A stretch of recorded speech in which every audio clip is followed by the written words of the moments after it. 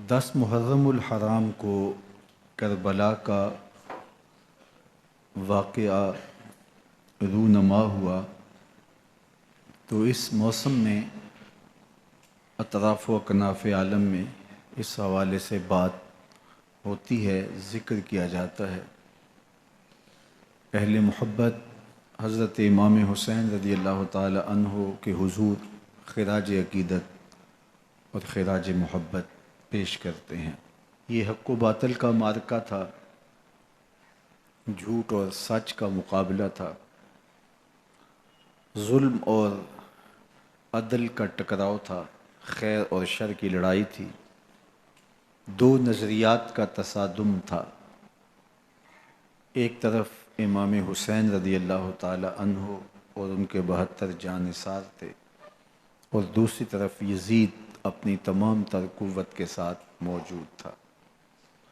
حضرت امام حسین رضی اللہ تعالی عنہ سے مسلسل آخری وقت تک بیعت کا اصرار رہا، اور آپ آخری سانس تک یزید کی بیعت سے انکار کرتے رہے۔ حضرت امام حسین رضی اللہ تعالیٰ عنہ لڑائی کے لیے نہیں آئے تھے، ورنہ خواتین اور بچے ساتھ لانے کا کوئی مقصد نہیں تھا۔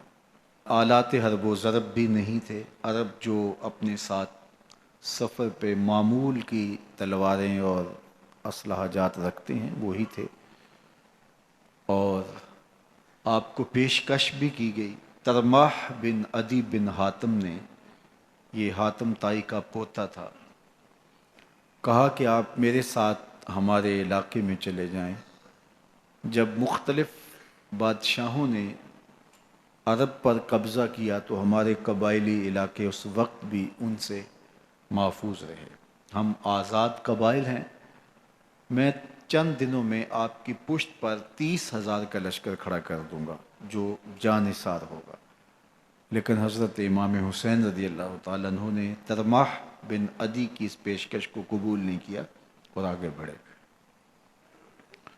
دشت نینوا میں، جسے دشت کربلا بھی کہتے ہیں، حر بن یزید ریاحی 500 سواروں کو ساتھ لے کر کے حضرت امام حسین کو محصور کر دیتا ہے، اور پھر یزید کا لشکر وہاں جمع ہونا شروع ہو جاتا ہے۔ 22,000 یا 30,000 کا لشکر امام حسین رضی اللہ تعالی عنہ کے اطراف میں لگا دیا گیا۔ 3 دن تک اس خانوادے کے لیے پانی بند کر دیا گیا۔ پانی کے بغیر تو انسان کی زندگی معطل ہو جاتی ہے، اور 3 دن کی مسلسل پیاس، اور پیاس میں بلکتے 6 ماہ کے بچے، خواتین اور بوڑھے۔ لیکن عزیمت کی راہوں کے یہ مسافر کسی صورت بھی یزید سے بیعت کرنے پہ آمادہ نہ ہوئے۔ یہ ایک حیلہ تھا کہ پانی بند کریں گے، بچے بلکیں گے، خواتین بے چین ہو جائیں گی تو یہ مجبور کر دیے جائیں گے۔ لیکن کہا تم جو کرنا ہے کرو۔ یہ بات طے شدہ ہے کہ ہم یزید سے بیعت نہیں کریں گے۔ پھر 3 ماہ پانی بند کرنے کے بعد حضرت امام حسین رضی اللہ تعالیٰ عنہ اور ان کے خاندان کو جس طرح ذبح کیا گیا، یہ ایک دردناک کہانی ہے۔ 72 افراد کربلا میں شہید کر دیے گئے۔ اہل حق کا یہ قافلہ بھوک اور پیاس سے نڈھال تھا، لیکن عزیمت کی راہوں کا یہ مسافر سرنگوں نہیں ہوا اور یزید کے ہاتھ پہ بیعت نہیں کی۔ امام حسین رضی اللہ تعالی عنہ آپ کے بیٹے، بھائی، بھتیجے، بھانجے، اعیان و انصار، محبین شہید کر دیے گئے۔ 70 لوگ آپ سے پہلے شہید کیے گئے، پھر امام حسین رضی اللہ تعالی عنہ شہید کر دیے گئے۔ سوید نامی ایک زخمی وہ چھری لے کر کے حملہ آور ہوئے اور وہ بھی شہید کر دیے گئے. یہ کربلا کے آخری شہید تھے جو حضرت امام حسین کے بعد شہید ہوئے. لیکن ان کی خون آشام تلواروں کی ابھی پیاس نہیں بجھی اور ان کی آتش غیظ و غضب ابھی ٹھنڈی نہیں ہوئی. شمز الجوشن حضرت علی اوسط جنہیں امام زین العابدین کے نام سے دنیا جانتی ہے، 14 سال کی عمر میں تھے، بیمار تھے، خیمے میں گھس کے ان کو بھی شہید کرنے لگا. تو حمید بن مسلم نے کہا کہ کیا بچوں کو بھی شہید کیا جائے گا؟ تو وہ رک گیا. عمر بن سعد کے حکم نامے سے مقدس لاشوں پر گھوڑے دوڑائے گئے، حتیٰ کہ ان کی ہڈیاں چور چور ہو گئیں اور شہیدوں کے سر نیزوں پہ چڑھا دیے گئے. حسین ابن علی اور ان کے آیان و انصار کاٹ دیے گئے. فتح کے نقارے بجے، جشن منائے گئے اور یہ قافلہ کربلا سے کوفے کی جانب روانہ ہوا. شہیدوں کے سر نیزوں پہ آگے آگے چل رہے ہیں اور اونٹوں کے اوپر حضور کی بیٹیاں، حضور کی شہزادیاں اور حضرت امام زین العابدین کو باندھا گیا ہے. اور یہ تقدس مآب قافلہ کوفے پہنچتا ہے. ابن زیاد بہت خوش تھا کہ جیسے اس نے کوئی بہت بڑا کام کر لیا ہو. نواسہ رسول کا سر ایک تشت میں رکھا اس کے سامنے تھا اور وہ چھڑی سے آپ کے ہونٹوں اور آپ کے دانتوں پر ضرب لگاتا. حضرت زید بن ارقم رضی اللہ تعالی عنہ صحابی رسول اس مجلس میں موجود تھے. وہ کھڑے ہو گئے، غصے سے ان کا بدن کانپ رہا تھا اور آپ نے کہا، ظالم، چھڑی کو یہاں سے ہٹا لے. میں نے خود ان آنکھوں سے رسول اللہ کو یہ ہونٹ چومتے ہوئے دیکھا ہے.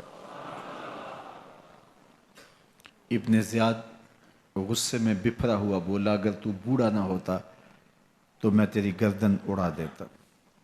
حضرت زید بن ارقم روتے ہوئے دربار سے باہر نکلے اور ساتھ اہل کوفہ کو مخاطب کر کے کہا کہ اہل کوفہ، تم نے حسین ابن علی کو شہید کر دیا اور ابن مرجانہ کے غلام بن گئے. حضرت زینب سلام اللہ علیہا ایک کونے میں بیٹھی تھی، پرانے کپڑوں میں ملبوس. ایک وہ وقت بھی تھا کہ سیدہ زینب سلام اللہ علیہا جب کوفے میں آئیں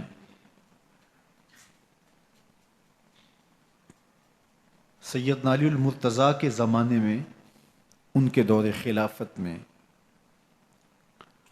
دارالخلافہ کوفہ متعین ہوا. تو یہ مدینے سے کوفے آئیں تو اس وقت کوفے کی معزز خواتین نے ان کا استقبال کیا.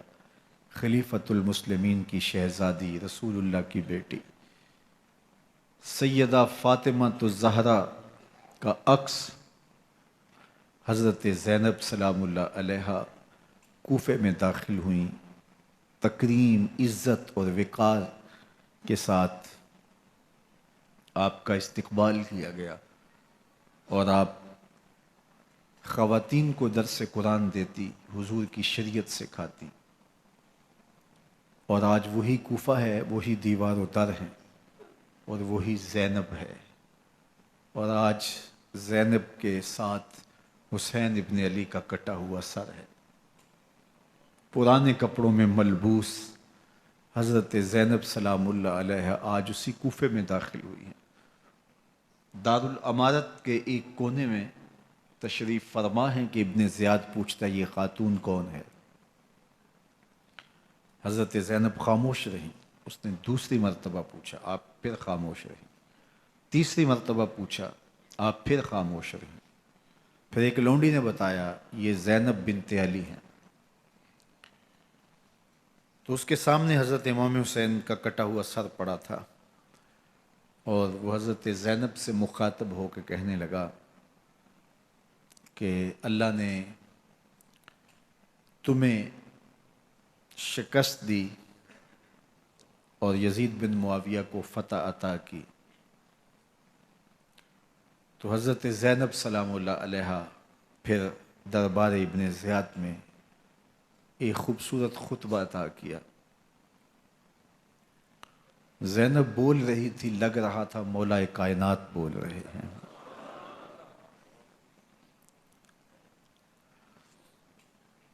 یہ خطبہ بامر مجبوری تھا، ابن زیاد کی خرافات کا جواب تھا۔ تو ابن زیاد سے اس کا جواب تو نہ بن پڑا، لیکن کہنے لگا کہ بڑی مکفّہ اور مسجع گفتگو کی، تمہارا باپ علی بھی بہت اچھا شاعر تھا۔ تو سیدہ زینب سلام اللہ علیہ نے فرمایا ہمیں مکفّہ گفتگو سے کیا غرض، یہ تو ایک حقیقت ہے جو ہم نے بیان کی۔ تو حضرت علی اوسط امام زین العابدین بھی پاس تھے، تو دیکھ کر کے کہنے لگا کہ یہ لڑکا کون ہے؟ تو فرمایا میں علی بن حسین ہوں۔ تو کہا کہ انہیں تو قتل کر دیا گیا۔ کہا وہ میرے بھائی تھے اور ان کا نام بھی علی تھا، میرا نام بھی علی ہے۔ تو اس نے کہا کہ اس لڑکے کو لے جاؤ اور قتل کر دو۔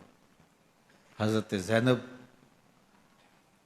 علی اوسط امام زین العابدین کے ساتھ چمٹ گئیں اور کہا کہ اگر تم اسے قتل کرو گے تو اس کے ساتھ مجھے بھی قتل کرنا ہوگا۔ تو ابن زیاد کہنے لگا کہ یہ عورت سچ کہتی ہے، واقعی اس کے جذبات یہی ہیں۔ اور الصلاۃ جامعہ کی پکار کے ساتھ مسجد کوفہ میں آ گیا۔ کوفے کے لوگ سارے ابن زیاد کے سامنے تھے۔ امام حسین کا کٹا ہوا سر ابن زیاد کے سامنے تھا، اور اس نے کہا کہ اللہ نے یزید بن معاویہ کو فتح دی اور کذاب ابن کذاب معاذ اللہ حسین ابن علی کو شکست دی۔ جب اس نے یہ بات کہی تو عبداللہ بن عفیف الازدی رضی اللہ تعالی عنہ موجود تھے، وہ کھڑے ہو گئے۔ غصے سے ان کا بدن کانپ رہا تھا، اور آپ نے پوری ہمت کے ساتھ ابن زیاد کو جواب دیتے ہوئے کہا، ظالم، حسین سچا، حسین کا باپ بھی سچا، تو جھوٹا، تیرا باپ بھی جھوٹا، جس نے تجھے امیر بنایا وہ بھی جھوٹا۔ تو ابن زیاد نے جب اپنے بارے عبداللہ بن عفیف سے یہ بات سنی تو اس نے حکم دیا کہ ان کا سر کاٹ دیا جائے، اور پھر حضرت عبداللہ ابن عفیف رضی اللہ تعالی عنہ کو شہید کیا گیا اور ان کی لاش کو سولی چڑھا دیا گیا۔ حق کی راہ کے یہ مسافر اپنی جان کس طرح راہ خدا میں سپرد کر رہے تھے۔ اہل کوفہ سہمے ہوئے، ڈرے ہوئے ابن زیاد کے دربار میں بیٹھے تھے، اور امام حسین رضی اللہ تعالی عنہ کے قتل کا، ان کی شہادت کا انہیں دکھ تو تھا، لیکن ان کے اندر ہمت، طاقت اور توانائی نہیں تھی۔ ان کی تلواریں یزید کے ساتھ رہیں اور دل امام حسین رضی اللہ تعالی عنہ کے ساتھ رکھنے کی بات کرتے تھے۔ پھر یہ قافلہ کوفہ سے چلتے چلتے دمشق کی جانب عازم سفر ہوا. ایک اونٹ پہ تین تین لوگوں کو سوار کیا گیا تھا. امام زین العابدین کو سوار بھی کیا گیا اور بدن پر زنجیریں بھی باندھی گئیں، جکڑ کر کے سواری پہ بٹھایا گیا. اللہ اکبر. جہاں جہاں سے یہ لوگ گزرتے لوگوں کو ان کی حالت پہ رحم آتا. بہت سارے لوگ نہیں جانتے تھے یہ کون ہیں. عمومی طور پہ راستوں میں یہی بتایا گیا کہ کچھ باغی لوگ ہیں جنہوں نے حکومت سے بغاوت کی، تو ان کے کیفر کردار تک پہنچا دیا گیا. راستے میں ایک گرجا گھر آیا اور وہاں یہ لوگ رات رکتے ہیں. گرجا گھر کی دیوار پہ لکھا ہوا تھا: اترجو امت قتلت حسینا شفاعت جدہ یوم الحساب. کیا وہ امت جنہوں نے حسین ابن علی کو شہید کیا قیامت کے دن انہی کے نانے سے شفاعت مانگیں گے؟ کس منہ سے شفاعت طلب کریں گے؟ اسی حسین ابن علی کے نانا سے جن کے بیٹے کو، جن کے شہزادے کو، نواسے کو ان لوگوں نے شہید کیا. جب یہ تقدس مآب قافلہ دمشق پہنچا تو راستے میں ایک شخص قرآن مجید کی تلاوت کر رہا تھا. اپنے مکان کی چھت پہ بیٹھ کے تلاوت کر رہا تھا، اور یہ قافلہ اس طرح سے گزر رہا تھا کہ شہیدوں کے کٹے ہوئے سر نیزوں کی نوک پہ تھے، اور عصمت شیار خواتین اور امام زین العابدین اونٹوں پہ بندھے ہوئے تھے. تو پڑھنے والا تلاوت کر رہا تھا کہ کہف اور رقیم یہ ہماری نشانیوں میں سے بڑی عجیب نشانیاں ہیں. تو جب وہ پڑھ رہا تھا تو سر حسین سے آواز آئی: یا تالی القرآن، اے قرآن پڑھنے والا، اصحاب کہف سے زیادہ عجیب قتلی و حملی، میرا قتل کرنا اور نیزے کی نوک پہ چڑھایا جانا ہے. یہ قافلہ یزید کے دربار میں پہنچتا ہے. یزید بہت خوش ہوا اور اس نے حضرت امام زین العابدین رضی اللہ تعالیٰ عنہ سے کہا کہ تمہارے باپ نے میری حکومت کے خلاف بغاوت کی اور وہ اپنے انجام کو پہنچے. تو آپ نے جواب میں قرآن مجید کی آیات کی تلاوت کی اور اہل بیت کے مناقب اور فضائل بیان کیے. سیدہ زینب سلام اللہ علیہا کا ایک خطبہ اہل بیت کی عظمت، مناقب اور فضائل میں یزید کے دربار میں اپنی انوکھی اور البیلی شان رکھتا ہے. یزید پہلے تو خوش ہوا، لیکن جب اس نے لوگوں کے چہرے دیکھے تو وہ پریشان ہو گیا. حتیٰ کہ یزید کے دربار میں ایک عیسائی سفیر آیا ہوا تھا، تو اس نے جب کٹے ہوئے سر دیکھے اور خستہ حال سادات کی شہزادیوں کو دیکھا تو اس نے کہا یہ کون لوگ ہیں؟ تو اسے بتایا گیا. تو اس نے بڑے تاسف کا اظہار کیا، کہا کتنے بد نصیب لوگ ہو، ہمارے پاس حضرت عیسیٰ علیہ السلام کے گدھے کا کھر موجود ہے اور ہم اسے بھی عزت کی جگہ پہ رکھے ہوئے ہیں، اور تم کتنے بدبخت ہو اپنے رسول کے نواسے کو شہید کر دیا. بے مروت بے وفا تیرا بھی کیا افسانہ ہے، جس نے اپنی ہی شمع کو گل کیا تو وہ پروانہ ہے. تو یزید نے جب لوگوں کے تیور دیکھے اور بدلتے ہوئے حالات دیکھے تو اس نے تاسف کا اظہار کیا اور کہا اللہ برا کرے ابن زیاد کا، وہ امام حسین کو میرے تک پہنچنے دیتا تو میں ان سے اچھا معاملہ کر لیتا. کچھ لوگ اس سے یزید کو بری الذمہ قرار دینے کی کوشش کرتے ہیں، لیکن یزید کے اپنے حکم سے سب کچھ ہوا۔ ابن اسیر نے لکھا ہے کہ جب یزید مرا تو ابن زیاد دمشق آ رہا تھا، اس کے ساتھ مسافر بن شریح بھی تھا، تو اچانک وہ کچھ سوچنے لگا۔ تو مسافر بن شریح نے کہا کہ ابن زیاد میں تمہیں بتاؤں تم کیا سوچ رہے ہو؟ کہا بتاؤ۔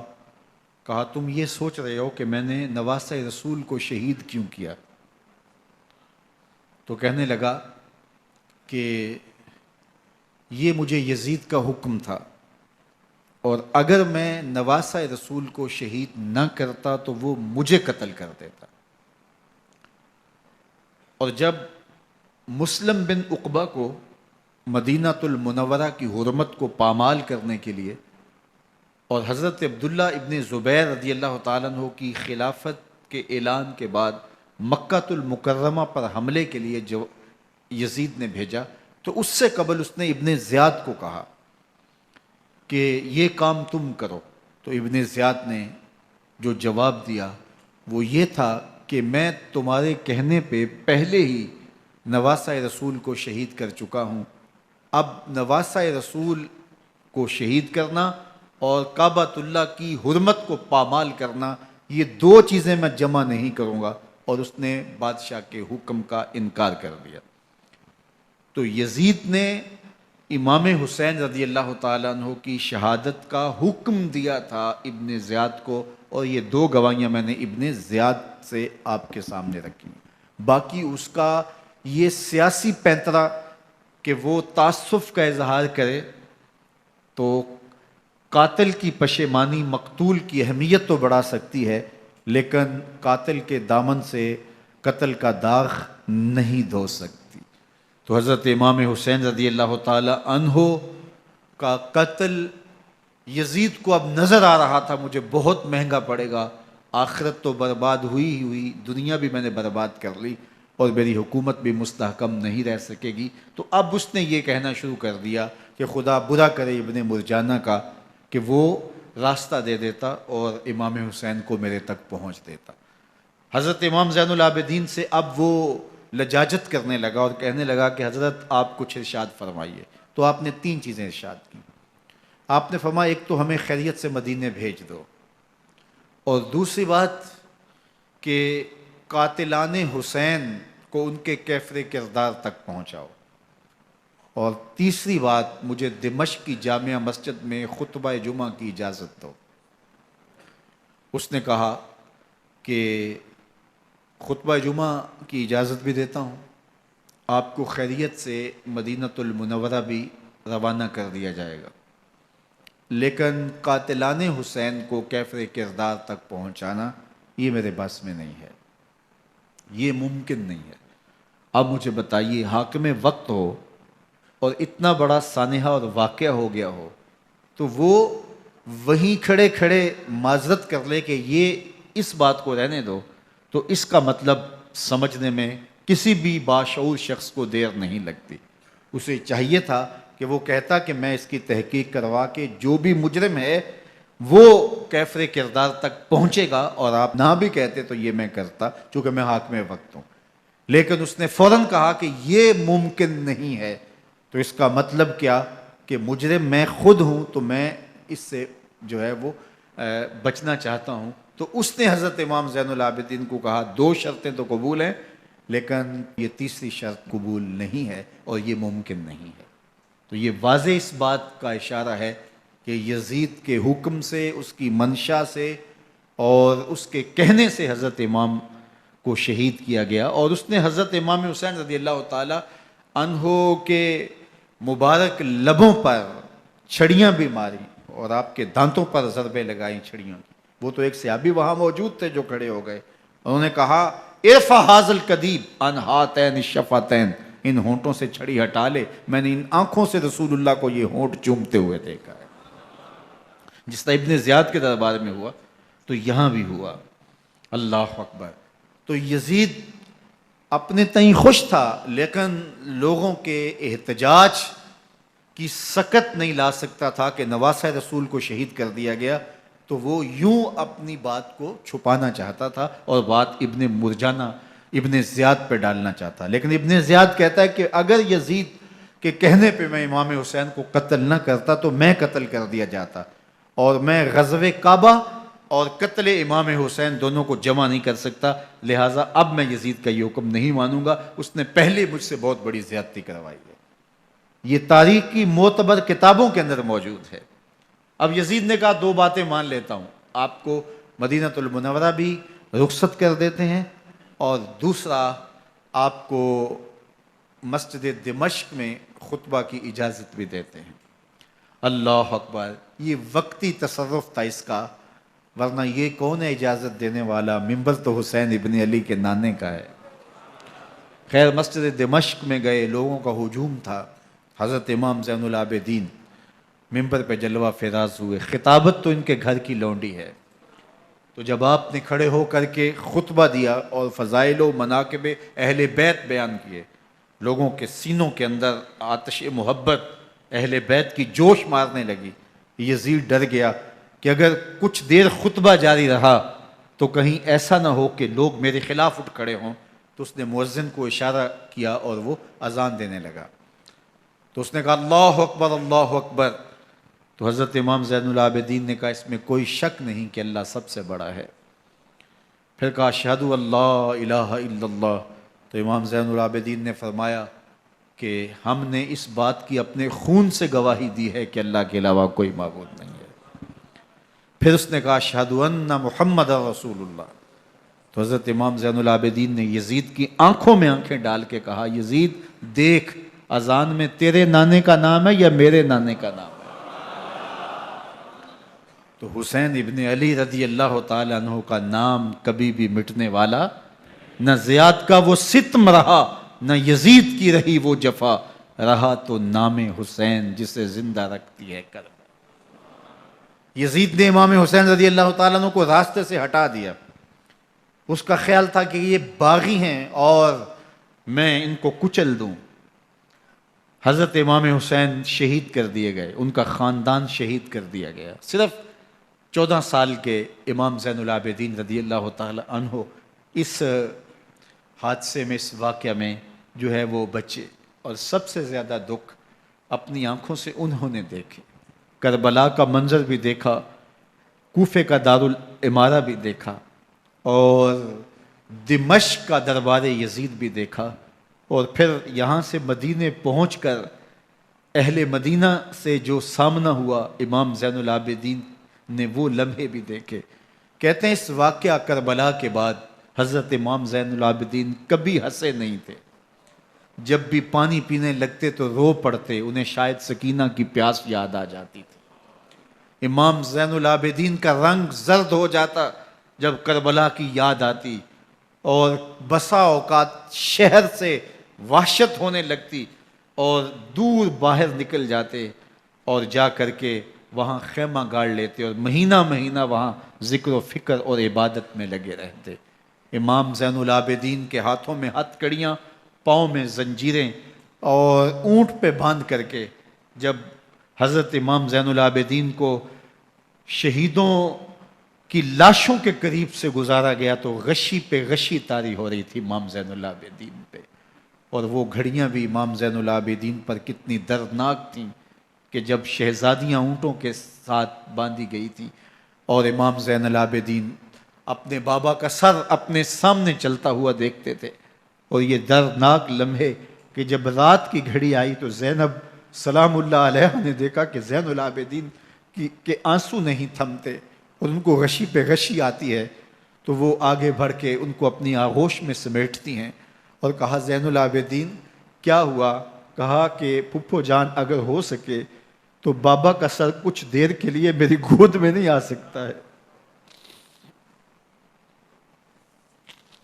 وہ وقت بھی امام زین العابدین پہ آتا ہے جب زخم اور درد اور دکھ حد سے تجاوز کرتے ہیں تو زین العابدین مدینہ کی طرف منہ کر لیتے ہیں اور حضور کی بارگاہ میں ہوا کے ہاتھوں پیغام بھیجتے ہیں، ان نلتا یا ریح الصبا یومن الی ارض الحرمی بلغ سلامی روزتن فیہ النبی المحترم یا رحمت للعالمین ادرک لزین العابدی محبوس عید الظالمی فی الموکب والمزدحم۔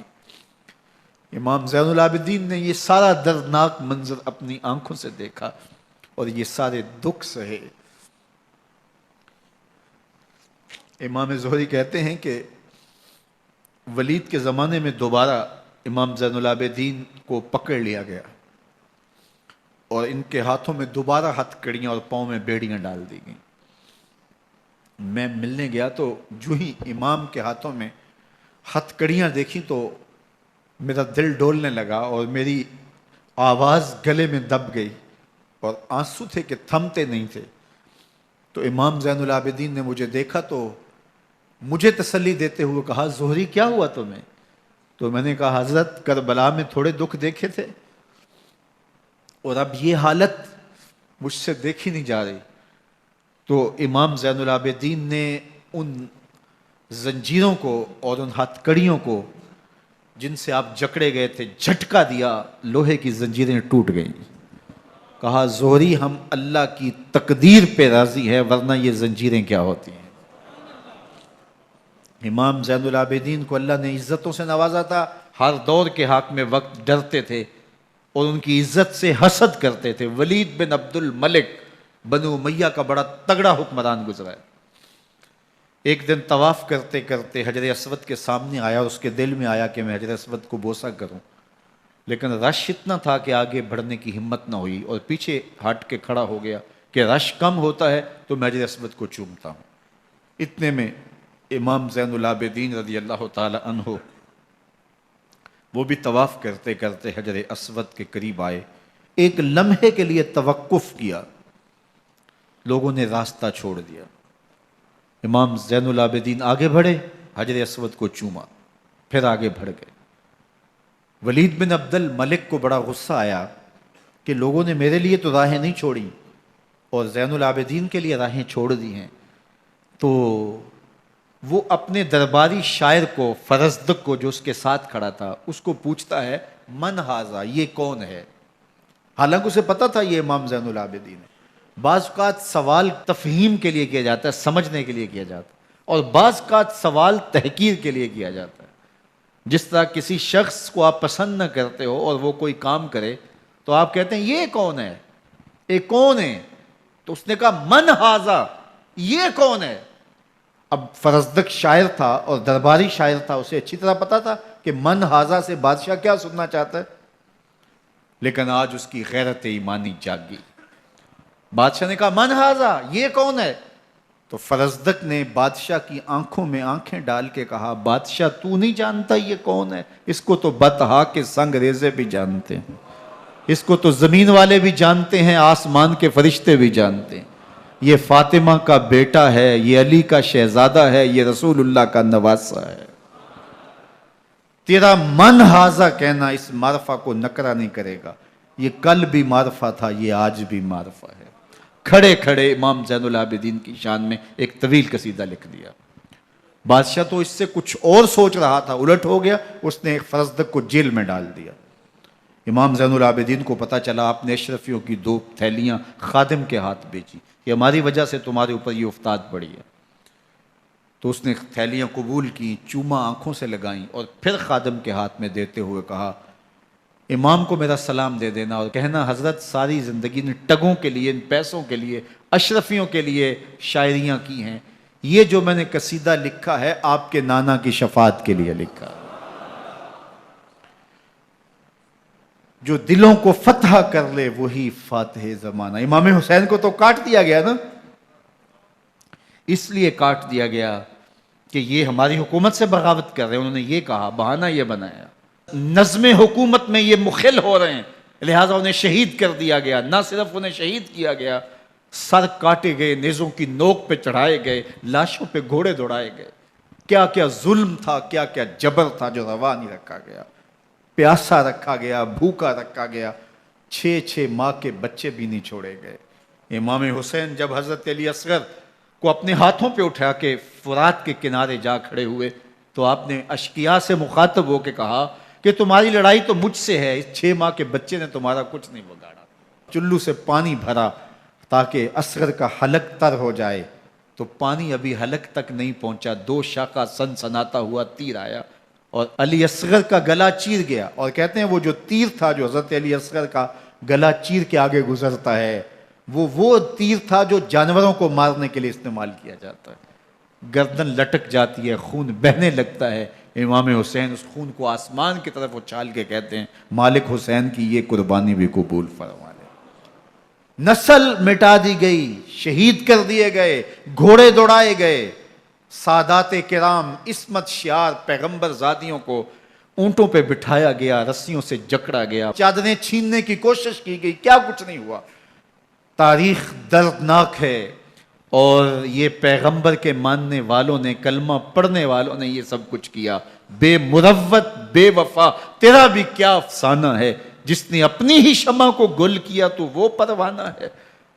لیکن یزید کی دلیل یہ تھی کہ یہ حکومت کا نظم چلتا ہے، اسے چلنے دیا جانا چاہیے، انہوں نے کیوں رکاوٹ ڈالی ہے، لہٰذا یہ باغی ہیں، ان کو کاٹ دیا جائے۔ میں کہتا ہوں امام حسین کو شہید کر دیا گیا، ان کے اعیان و انصار کو شہید کر دیا گیا، پورے خاندان کو پیاسا رکھ کے ذبح کر دیا گیا، 6 ماہ کے بچے بھی نہیں چھوڑے گئے، 80 سال کے بوڑھوں کو بھی شہید کیا گیا، خواتین کو اونٹوں پہ بٹھایا گیا اور گلی گلی عصمت معاب پیغمبر رحمت کی شہزادیوں کو کوفے اور دمشق کے بازاروں کے اندر بھرایا گیا۔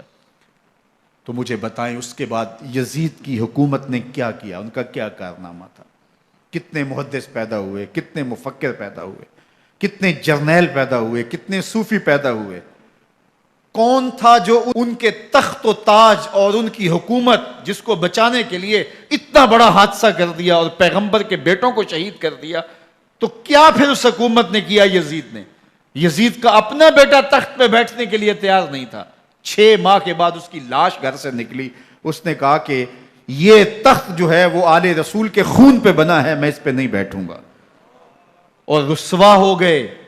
اور یزید جس کو زوم تھا کہ میں اتنی بڑی سلطنت کا مالک ہوں، اس کو بچانا ہے، اس سلطنت نے اسلام کے لیے کیا کیا؟ مجھے بتاؤ، کون سے جرنیل پیدا کیے، کون سے حکمران پیدا کیے، اس نے کون سے توانا لوگ پیدا کیے، کون سے محدث، کون سے مفکر، کون سے مسلح پیدا کیے؟